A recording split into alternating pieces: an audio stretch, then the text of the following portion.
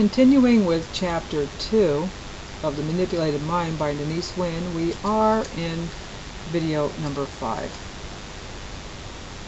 Robert Lifton's study of brainwashing techniques, which he termed thought reform, also relies for its conclusions on psychoanalytic theory. Lifton took part in the examination of the American POWs on the troop ship back to the United States, but his real work began when he went to Hong Kong and interviewed in depth a number of Western and Chinese civilians who had been living in China at the time of the communist takeover in 1948. Subsequently, they had escaped to Hong Kong.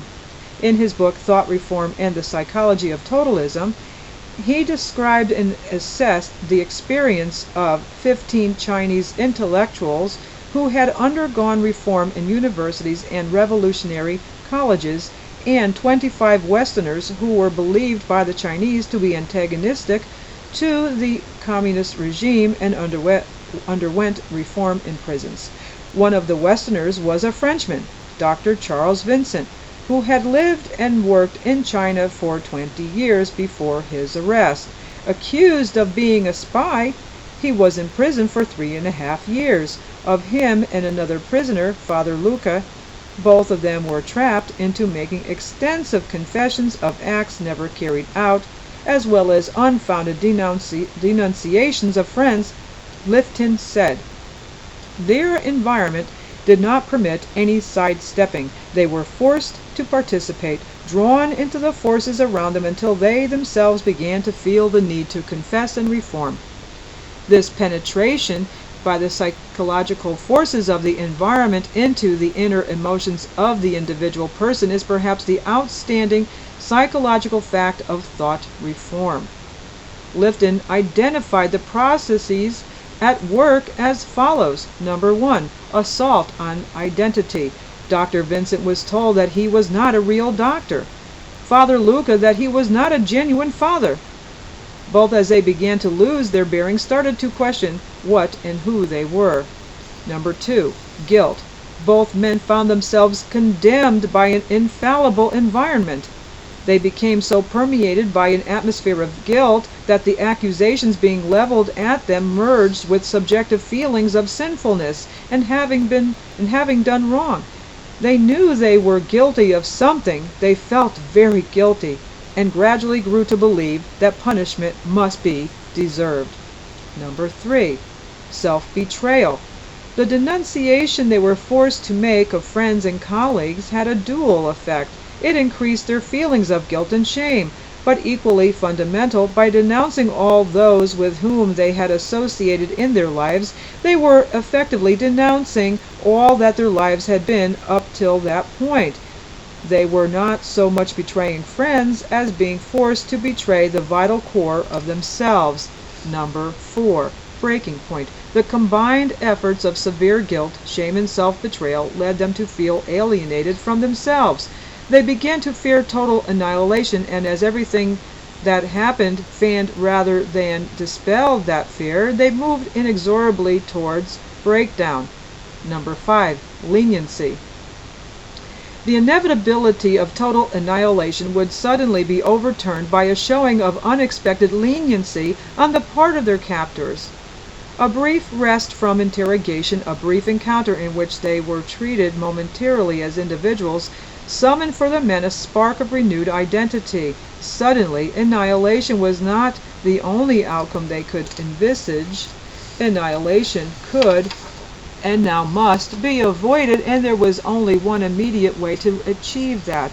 For a man in such a position, said Lifton, the psychological decompression of his environment serves to win him over to the reform camp. The men virtually became grateful participants in their own reform. Number 6, the compulsion to confess. Confession, in that it offered a way to resolve the overwhelming guilt engendered gradually, became more and more attractive. The compulsion to end the horrors of confusion and identity loss by owning up to that guilt was finally irresistible. Number 7, the channeling of guilt. The amorphous, formless guilt that had been drawn from within them could be given an understandable form if they adopted the people's standpoint. Their guilt could be attributed to a life of wrong action created by a wrong ideology. Number 8. Re-education, logical dishonoring. To achieve true re-education, the prisoners had to extend their self-condemnation to every aspect of their former lives, to see their lives as a long series of utterly shameful acts. Number 9. Progress and harmony. The rightness of their new reform position was reinforced by the many emotional needs that were met as a result of their holding it.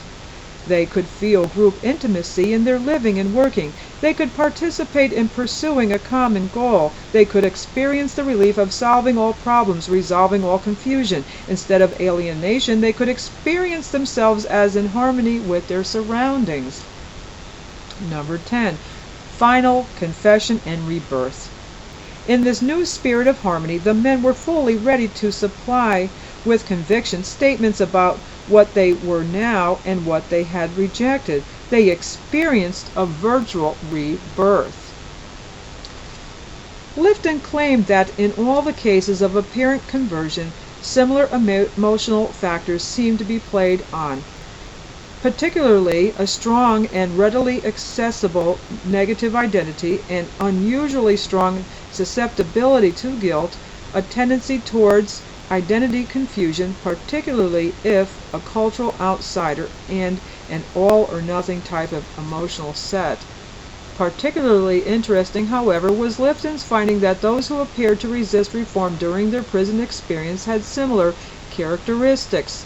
They also had the tendency towards needing to go wholeheartedly one way or another, and by their habitual use of denial and repression, to keep themselves in check, ended up in the situation where those least threatened by the power of the brainwashing techniques actually feared they were in most danger of capitulating to them. Although they were seemingly resistors, they were in a constant struggle against the desire to capitulate. Lifton pinpointed the features which seemed to him to be characteristic of ideological totalism and necessary for the maintenance of its hold over individuals: control over all forms of communication, mystical manipulation, totalism as a furtherance of established higher purposes, demands for purity, creation of a cult of confession, stress on sacred sciences, loading of language, what Lifton calls thought-terminating cliches, putting doctrine above the person, and the dispensing of existence, deciding those who have a right to exist and those who don't. And this ends part 5 of chapter 2, The Manipulated Mind, and we will begin in number 6 in the next video. See you there.